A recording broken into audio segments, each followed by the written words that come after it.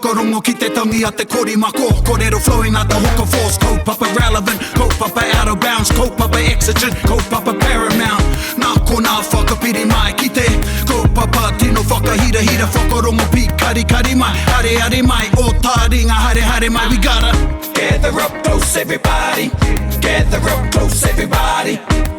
Kani move that body. Kani move that body. E ngā kāwai nui e ngā kāwai roa. O nunui mā, ororoa mā, o ngā maunga whakahi, o ngā wai whakatere tani whānau mai, hoki mai, ane, ki te punua pāho o Taringa, e whakapāho atu ana. Mā konei, mā te whakaata, mā runga i te ipurangi kia koutou, ko tata mai tēnei wā, tēnā rawa tu koutou katoa, ngai Taringa o tira nā mea hou, anei mātou tokotoru nei whakapāho atu ana i te pokapū o Taringa, i te wānanga o te roa, i te pīki au ahi. Pīki. Beep, beep. Ba-bang! Start spreading the news. I'm leaving today. Yeah, everybody wants to come to Taumati. That was me, au e tamariki. I was going to move to Taumati. Engari. Nau mai hoki mai anei kia Taringa. Tēnā koe te katoa. Tēnā tātou e hoa ma? Tēnā tātou. Tēnā tātou. Tēnā koutou. Oh, that song got me going. Yeah. What's the first thing you think of when you hear that song? Oh, landing in the middle of New York, lights, big lights, walking down the street. A koe? Are you going to ask me because I don't even know what song it is? Start spreading the news. I'm leaving today. I'm gonna be a part of it. In old New York. Frank Sinatra. Oh, nice. See, don't know where to. No. E tō matu i te rangi. Oh my God. Well, there you go, Erica. Well, it's one of his famous songs. But anyway, we'll let you Google it later. It's probably one of the anthems of New York, or if not the anthem of New York. Yeah. Oh, so it's not in New York. Well, that's the new anthem, I would say. And I love that song too. Yeah. Okay. And it reminds me, of course, Naria plays it on the piano. Oh, beautiful. But you know what I think of? What? The Gremlins. The Gremlins. Is the Gremlins 2 or 3? And then they're watching it in the movies. Yeah, and then they do a little musical number to it. The bad Gremlins. Yeah. What are the bad ones called? They're all Gremlins. Oh, yeah. Yeah. Pēnei a tātou, he tāngata katoa tātou. He tāngata katoa tātou. Anyway, kia tahuri tātou, ki tā tātou kiwa. I kororau mō tērā me Gremlins, and it reminds me of my sister because I watched it with her, the first one. And noku e tamariki ana. Koe raka tētai o ku tino kiriata. Kia ora. So no e whakarongo ana, I rongo koe, I te kiwa. Well, it's the nōku e or the nōu e. Yeah. Very good. Something. Yeah. Did you say e tamariki or Noku e tamariki ana. E tamariki ana. So when I was a child? Yeah. Okay. When I was a little... When I was a child. Yeah. Yeah. So when I was young. Oh, when you were young. Yep. Yeah. When I was a What was kid. the other one you said? No. No e whakarongo ana. Yeah. When you were listening. Yeah, or while. While you were listening. Whilst Listening. Yeah. So hara pē te kiwa. Ko te reo kei te reo kiwa, ha? Hey. Well, yeah, because I would assume like if it's like a nōku that it's like some sort of ownership. Ia koe nai, ka raru, te nui ngā ka rongo I tērā whakatakotoranga. Aye. Ka raru. Hey, because they'll be thinking of, what's that one that we've done a feature on? He nōku or something. Because I He whakaro nōku. wanted to. Yeah. Or like he māngere nōna because he was lazy. So, not that one. Okay. Yeah. If I was to look at an example where you could find yourself using it, I roto I te reo, ia koe e ako ana. Probably, first time you'd use a no would be no te tau. Yeah, time. Hey. No te tau, tai mano, warurau, whātekau, I haina ti ai te tiriti o Waitangi. Oh, yeah. So, Yeah. and that year. In the year of, eh? Yeah. Or in such and such. Engari me whai rawa te e. Ka aore. Ka para. No tātou I tāmaki. Ia, ai. Yep. Ai. No tātou I tāmaki, I kite I te hoa o such and such. Okay. Yeah. So it's always got an E? Or no, you just said it doesn't always have to. You would have a tense marker in there. Tense marker. Yeah. Kei te ahua o te kōrero ka whai mai ei. Me So- he wāhi. Ai, wāhi. Yeah. Ai. So it'll be a Whilst locative. a what? One that it's sort of that's a past locative. Past locative. Oh. Yeah. That's really the location. grammatical Locative. term. Sounds pretty good. Pewhia tēnā kia koe MC Grammar.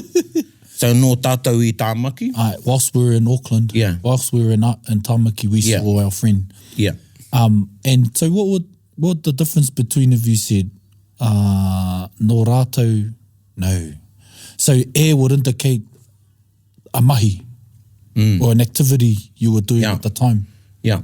So nōku e mahi ana I tāmaki I kite au I tō tātou hoa. Koe rā. Kia ora. Yeah. But hei whaiwhai tō pātai ko te e ana mehe mahi ka whai mai ei. No kei te ka au. Ai. En koera te rereke, koera te ahotanga o te e ana. Ko te keite, wow, mo taua wātonu, ei, engari ko te e ana, ka taia tērā I te wā, me te wā kua hipake. Ai. Ei. So no Tohua rātou kētia te wā ne ki te o, ki te Ana. no. Ana. So no rātou e mahi ana ki. Ia. Ei, Ah, ki I. Hea te reke o tērā. No rātou e mahi ana I, no rātou e mahi ana ki. So, while they were working at wherever, and while they were working with whoever. I really like that you had a wānanga. Yeah. In this case, they're both pretty much at. Oh, okay. Yeah, and it's one of the occasions where there isn't too much Distinction. distinction between the I and ki. Ei. Yeah. I tupu ake au I, Ai. I tupu ake au ki. Ai. Kare tino rereke. I reira ne. Okay, yeah. E whera anō tēnei. Ei. No rātou e mahi ana ki tāmaki, no rātou e mahi ana I tāmaki. Same. Okay. So why are you asking me what the difference Tomatoes, is? tomatoes. No, I was just interested to see what you came up with. Oh, okay. Can we go back to the, Tano. no, what you were saying about the keite and the e ana? Well, you know, koetahi tāngata ka mea, while we say keite, we use the keite whakatakotoranga. Keite mahi ia, whereas e tahi rohe, taki wā, iwi rānei, pēnei I tainui nei. Yeah. He kaha You ke te e ana. Yeah. Ai. It's not that you won't hear keite, but you'll hear more of the e ana. E ana. Yeah. And that's exemplified in how we ask how people are, pēwhi ana. Yeah, pewhi ana. E whera anō te taitoke rau? Yeah. Yeah, ei. E hana koe. Yeah. Yeah. E aha ana te aha. Yeah. And I think there's a bit more flexibility with the e ana. Ko te kuki aireni, me Hawaii, ka whaia Hawaii I te e ana. Whakatakotoranga whera tā rāna. Yeah. Yeah. So you can say, kei te haere koe kiwhea, ne? And then e haere ana koe kiwhea. Yeah. Now, in this one, talking in the past tense, we can use the e ana in the past tense. No rātou e mahi ana I tāmaki.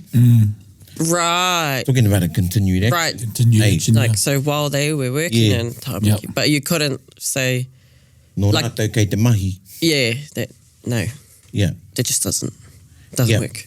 But the kei, and just to confuse you all, could be is also used as a locative. A locative, yeah. Yeah. Kei te taone rātou, kei taone Right. rātou. Yeah. Yes. So you can say nōku kei tā wāhi? Yes. It sounds harsh. It sounds, As in- yeah, kare tino pai ki te taringa ai. Nōku kei tā wāhi. Like while I was there, Yeah. overseas. Yeah, while I was overseas. Engari, ko te nōu, nō rātou, it can be used i etahi wā mō te future. Okay. Oh my gosh. No ka tai mai. Oh, yep. But that's preempting their arrival, eh? Yeah, Yeah. Okay. So, how would you, he te whakapākiatanga o taua kōrero, no ka tai mai, once you have arrived? Yeah. Or, yeah. Once you've arrived or at your arrival, at your arrival? yeah.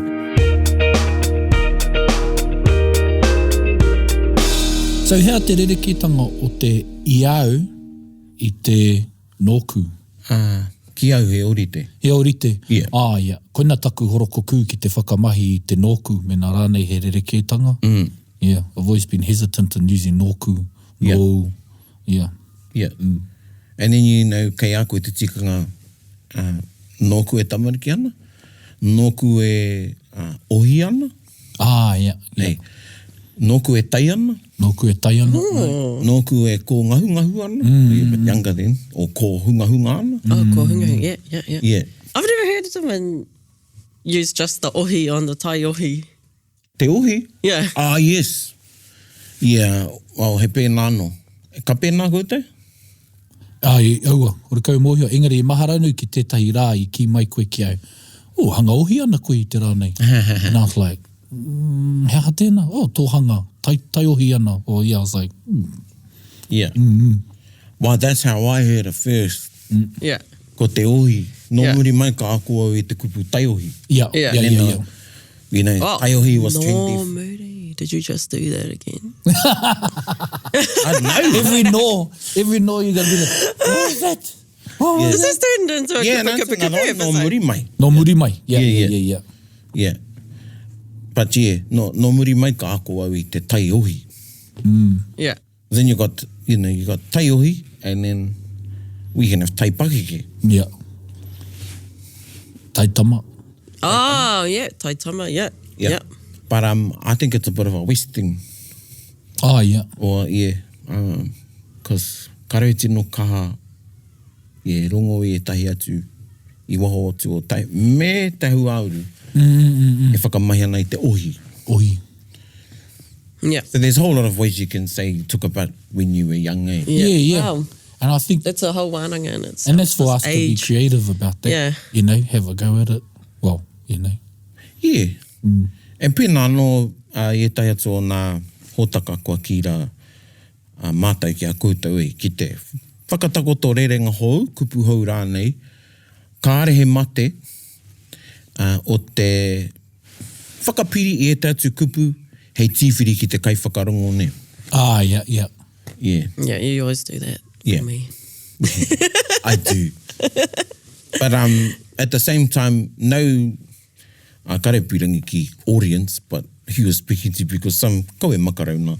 Yeah. Hey, like, E tai me wā. ko māua is the relationship we have together that will, you know, even e tai wā. Especially when ka hoki mai ko i te kāinga. Ka rongo au e tahi kupu e maringi ana i o ngutu ka whakaaro e, hea tēnā kupu. Aye. And then I got to think, oh yeah, sort of use my brain. He harate horopaki. Yeah. But then if it's somebody you don't really know, Yeah. you know, you just want to get the message across, then Yeah. go e makarauna. Yeah.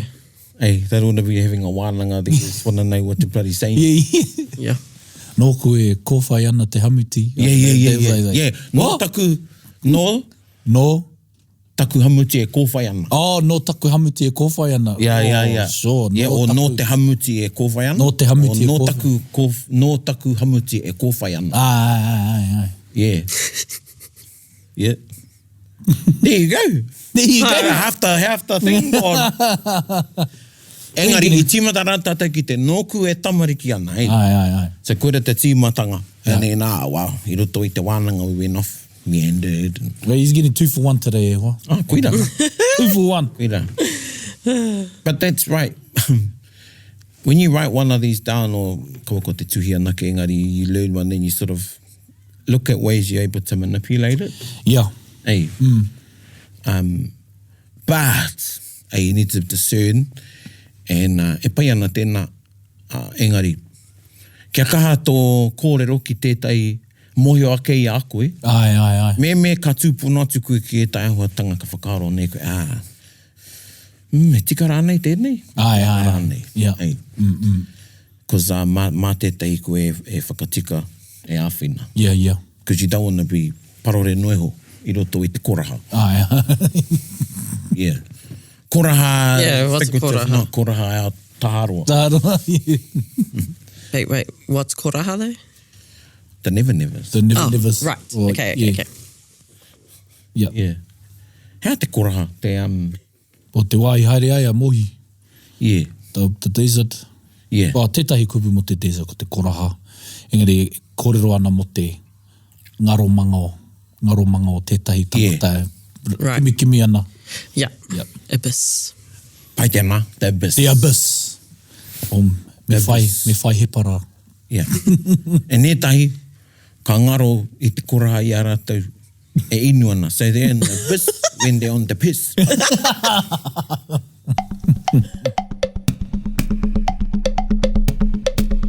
Ka nui tēnā ki tēnā kaupapa ne? Ai. Kōrero. Anei tā tātou waiata? Nā. Might as well. Kare mate o tērā. But no mātou ko taku hapū e wānanga ana. E rua marama, e toru marama rānei, ka mahue nei. Ka mutu i wānanga tahi me ngā rangatai.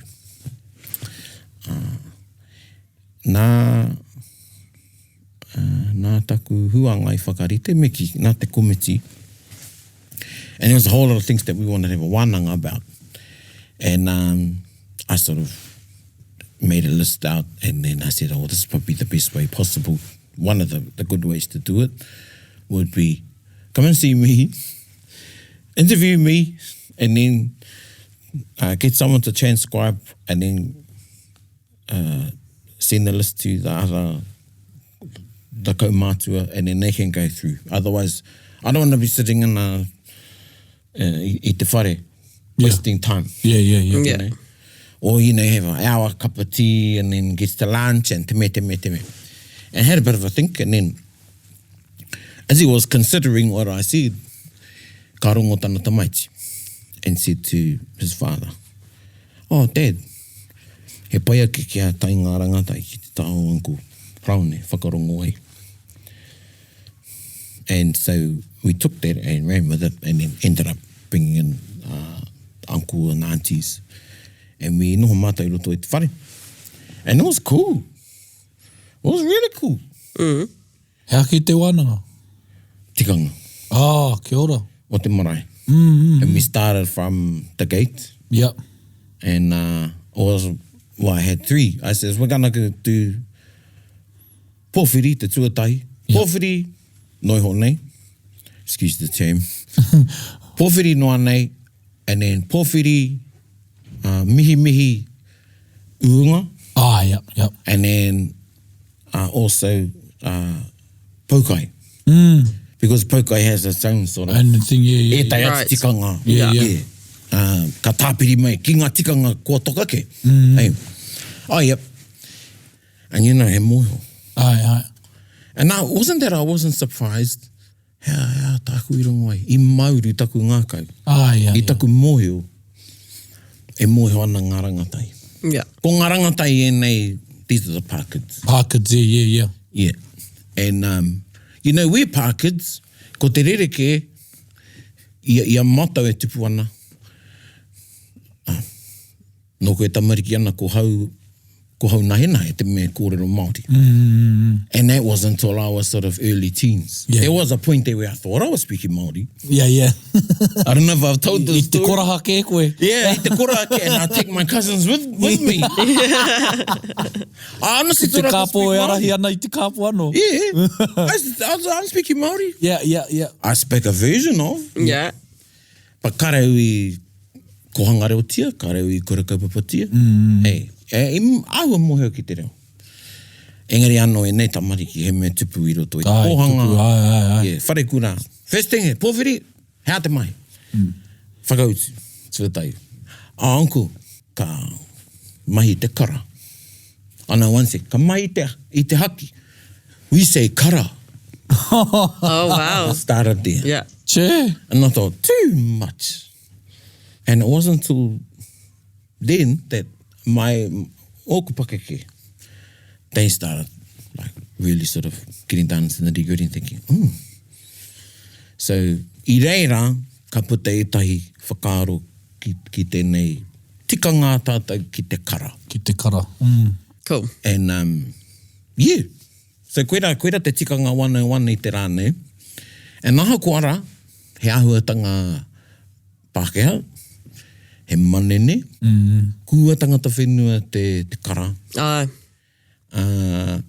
And ētai, o koutou o tātou kua whakarere i te haki o ingarangi. Kei te whakamahi tonu i te kara. Ai. I tētai kara e. Ko tiki nā ke rā, te Yep. rā kara o tātou, te Yep. rā te kara o tātou.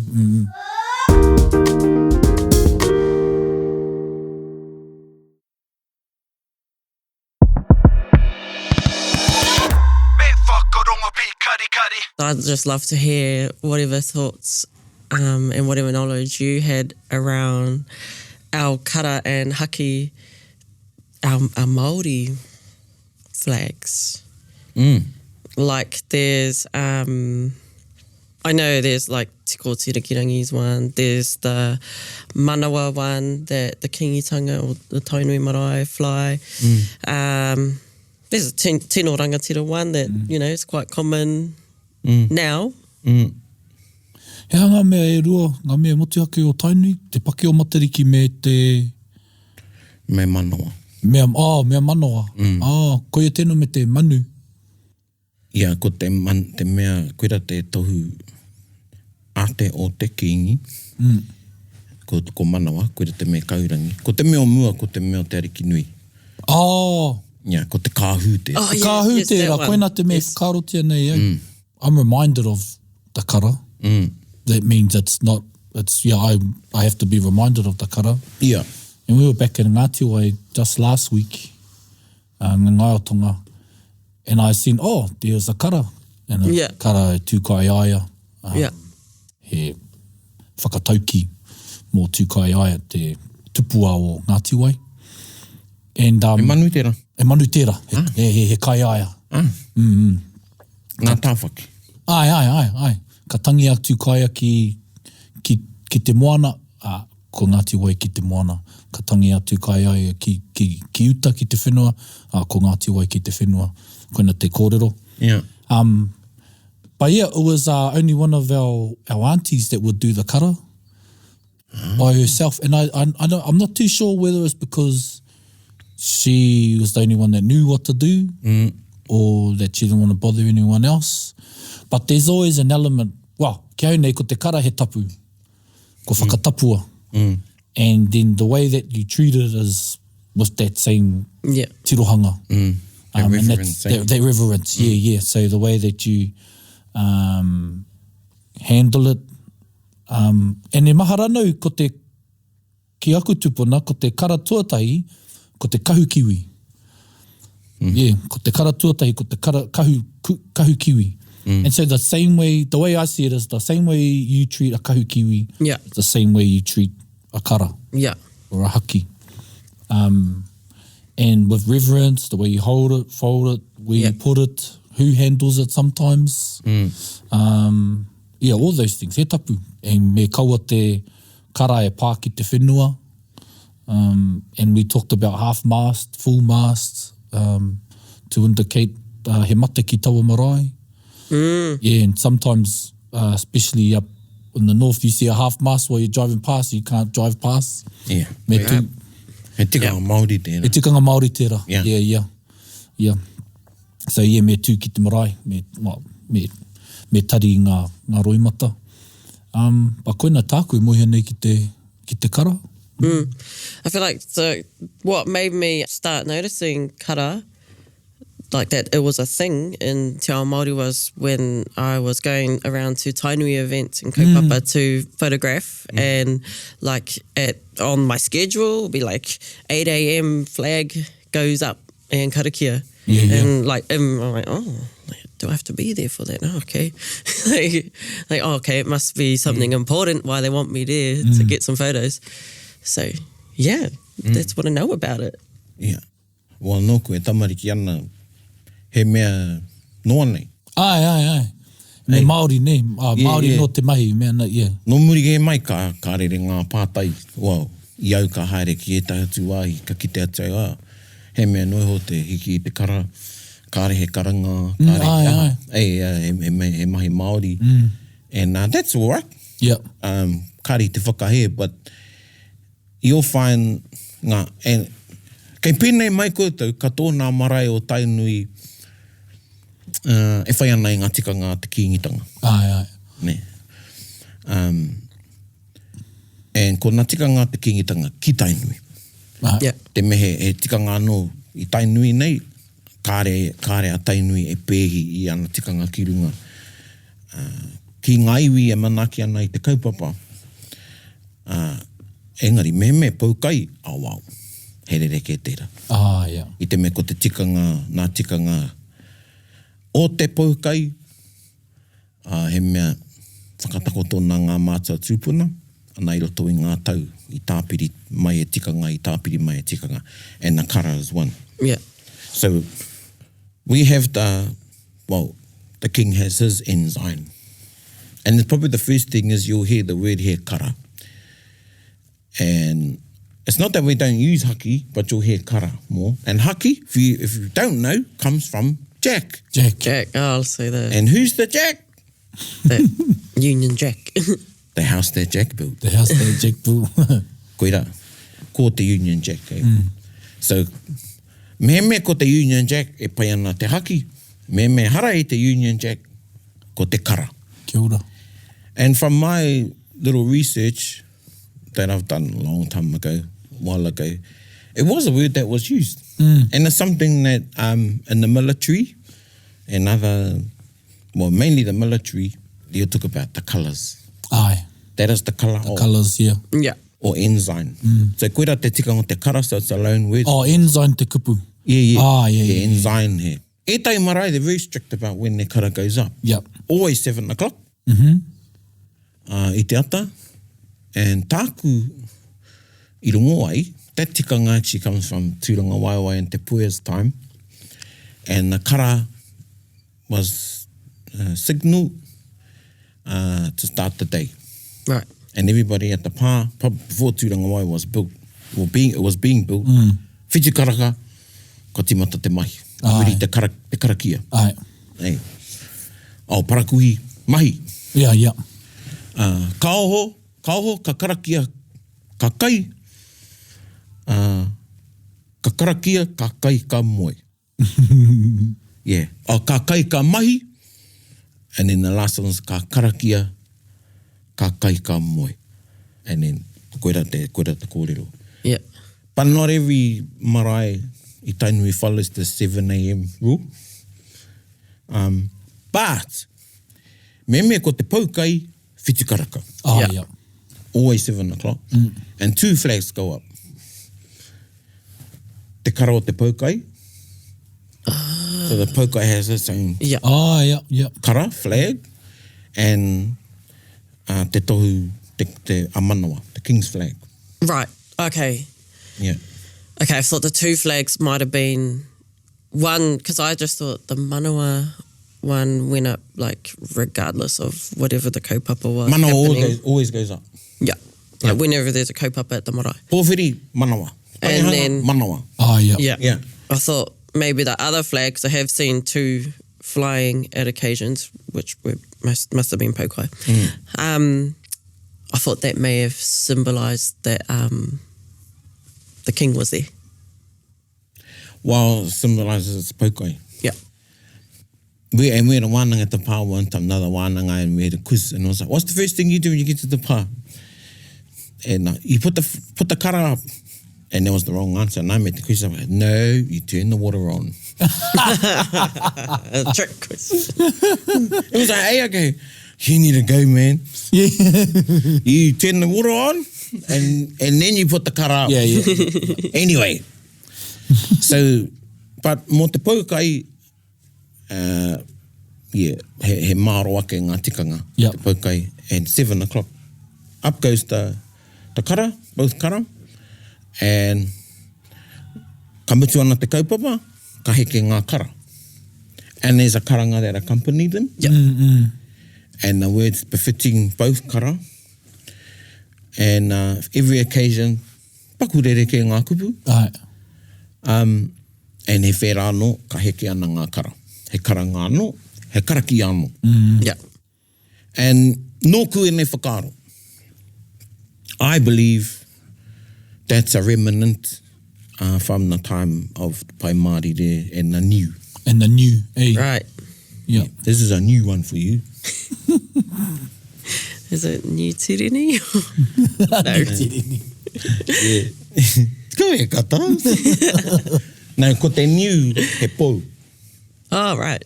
Yeah, and i timata ngā new i a te ua haumene. Okay, I've heard of that name before. Yeah, so nāna te Pai Māori re timata, te ua haumene. And then Tāwhiao was gifted it, and then Kingi Tāwhiao made it his own. Yeah, yeah. Hey, because he rereke. He ori te engari he rereke. Ai. And there's one new left. Ki konei, ki roto tainui nei, kei roto i a mātai, kei te kakaoro pāte tere. Oh, ai. Wow. Ko te pau o mōtai. Pai o motai, ai.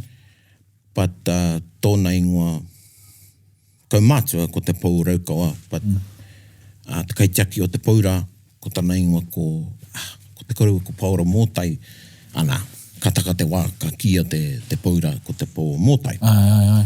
O a. And nā taku tupuna i whakatū. And it was taken from the spar, the mast of Yeah, the the ship. spa. Oh, okay. Yeah. Merehene, Oh, yeah. Mary Jane. Yeah.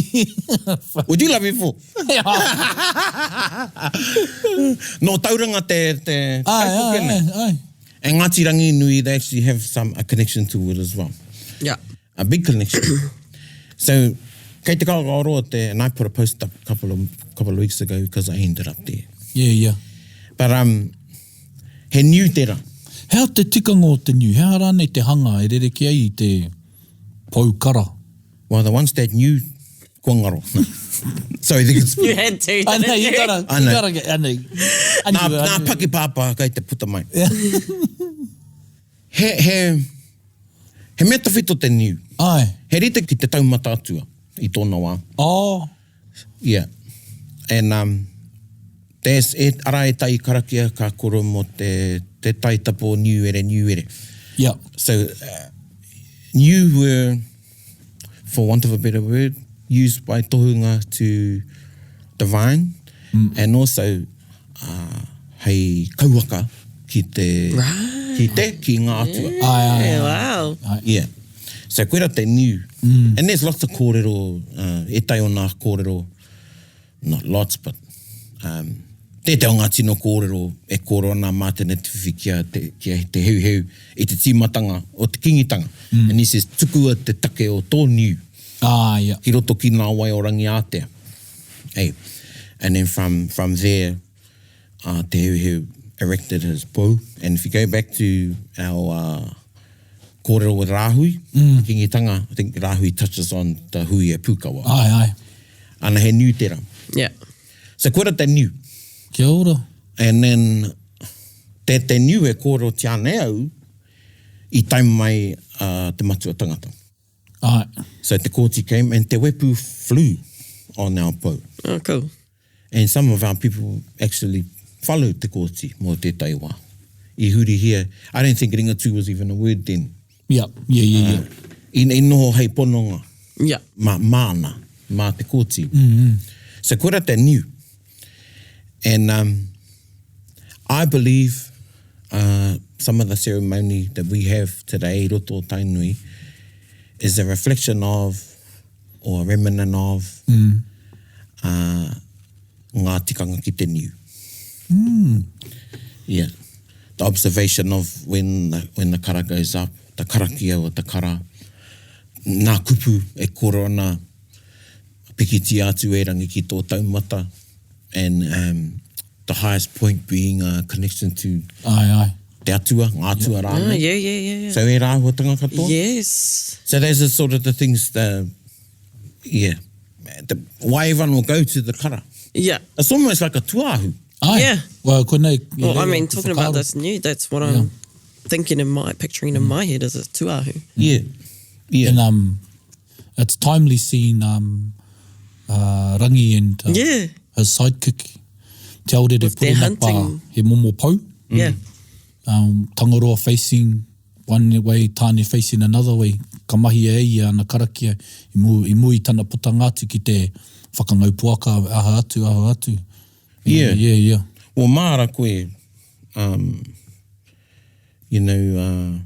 ngā umukou ki te kāinga, I think for a while now we've had our taumata atua. Yeah, taumata atua, yeah. And he new, he new iti era. Ai. Pare momo. Ai, momo, ai. So ki au, nō reira mai ngā tikanga e whakahaeretia tonu tiana e tainu i tēnei wā. Yeah. E whai ana i ngā tikanga e pāna ki te kara. Because not all tainui, not all marae of tainui have manawa. Ai.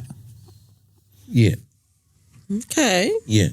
I was under the For whatever impression. reason. Okay. Yeah, well, it might be because they, they still tautoko te kingitanga.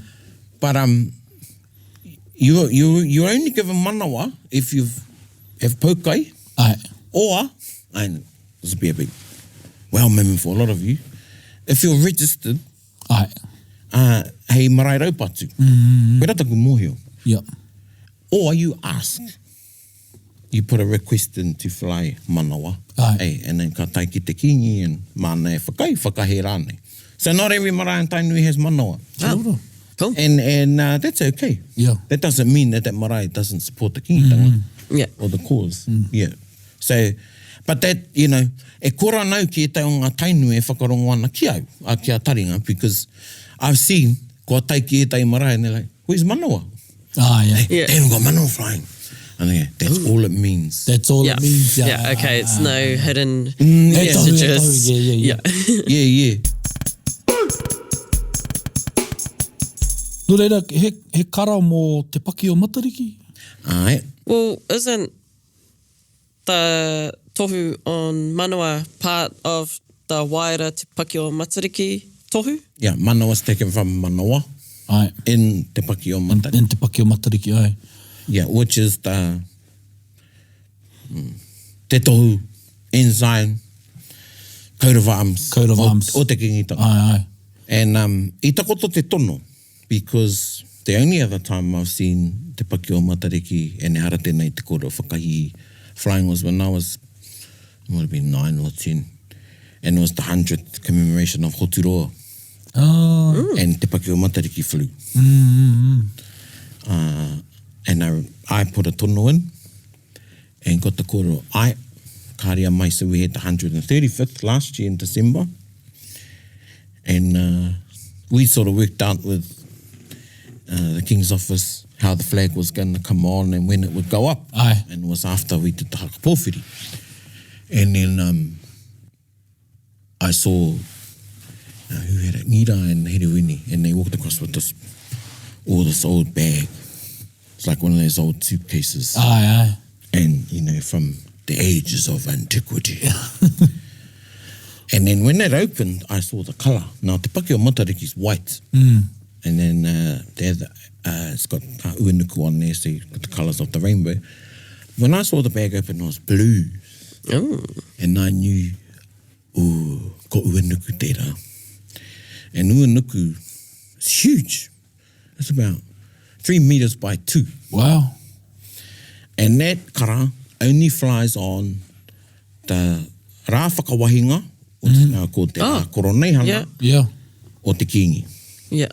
And that flag, why it's big is because it's got every single king Yep. and te riki nui on there, and tongi kura to do with that king, and then on top ko uinuku te pau ko nā whetū te kaumārua tōna karauna, ko te rā tōna Wow. ko te marama kei raro kei ona waiwai. So that's all on there. All on there, wow. So when I saw the bag open, I saw blue. I thought, whoa, they bought uinuku. Yeah. And it really was a spectacle. Or, Hira. yeah. Yeah, hira. When I went up too, and it was timing, eh? Yeah. Because when I got up, the wind caught it and it just opened Boom. up. And Nice. Oh, wow. And it was right after the pōwhiri. Yeah. So it was quite a big thing for us. So, Yeah. ki o whakaro i rapu i tētai ara e whakanui tonu ana i a hoturo, engari kia mau tonu te pake o matariki ki Tiranga Waiwai. Aye. Yeah. So we had a tangihanga. And one of my aunties, I will not name her. It was sort of the first time she did a whole tangihanga. Okay. Being a kaikaranga. Because my hungawai was sick and such couldn't come, blah, blah. So she did the whole 3-4 days.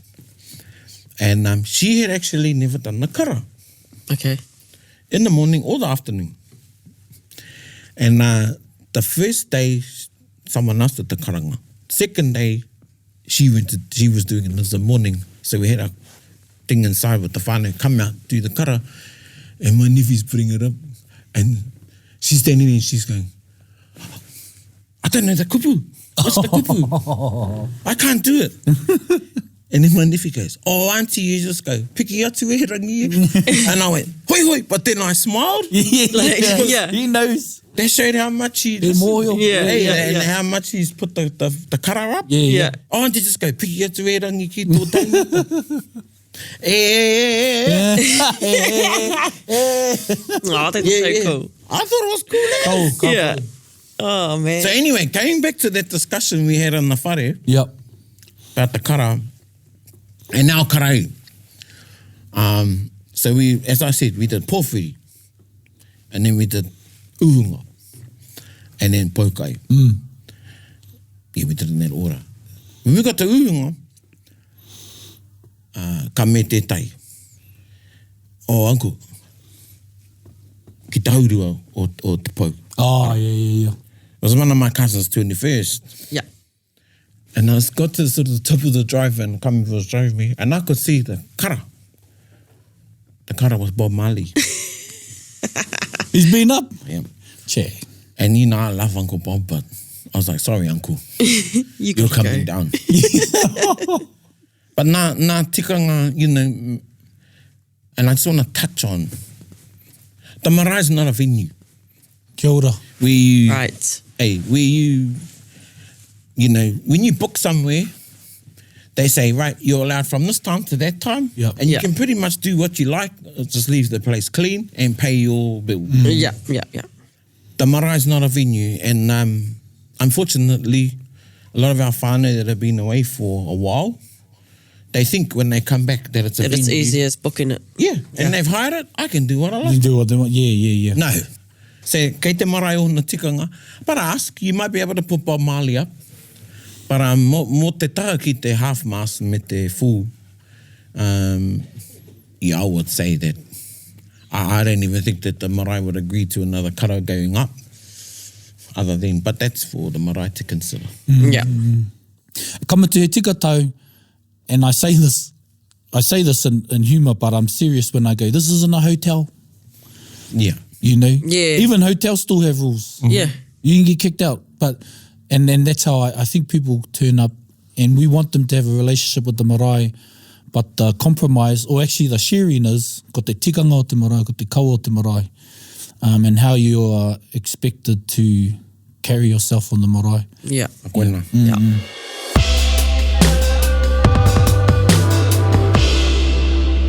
E nao, ka huri ki te waiata? Ai. O te wiki. No, whakaronga mai.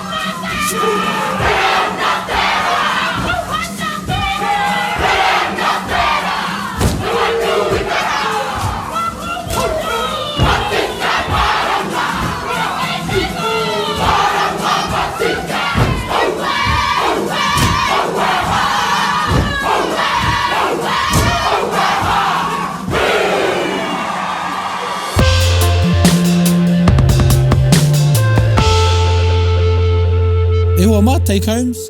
Check out your flag. Yeah. I want to have a look into what are our tikanga down And home. One last whakaaro to leave.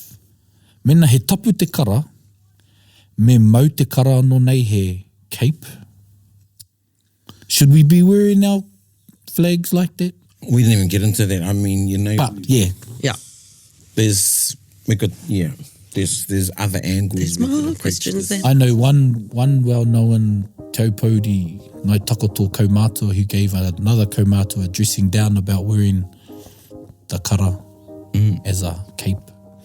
Yeah. Hoino. Yeah. Well, I questioned myself because it wasn't until afterwards, but I wore tētahi tau. I painted it myself. And then I thought, I'm going to wear it as a rapaki. And then, ka pakeke anau, ka whakaro, I he tērā. Yeah. You know, you look back at yourself. Pēnei au e tihate oku. Well, that's the beauty of continuously learning. Yeah. Oku whakakau mātua, oku oranga. I ono la. Kia ora. Anyway, flag that one. Flag that one. We Red out. flags. Pull it down. Tēnā koutou katoa. Hey, kona! Hey, whana. Bit whakaronga pi kari kari. Gather up close everybody buddy. Taringa. Yeah, tahuri mai ki o. Whakarongo ki te tangi a te korimako. Korero flowing out the hook of force. Kaupapa relevant, kaupapa out of bounds. Kaupapa exigent, kaupapa paramount. Nā kona whakapiri mai ki te. Kaupapa tino whakahira hira. Whakarongo pi kari kari mai. Hare mai, o Taringa hare mai. We gotta gather up close everybody. Gather up close everybody. Kani move that body. Kani move that body. Taringa, he mea tuku nā te wānanga o Aotearoa, nā te māngai pāho me irirangi te motu I tautoko. To listen to more episodes, search for us on your podcast app and subscribe, or follow us on Instagram and Facebook. Taringa, whakarongo mai.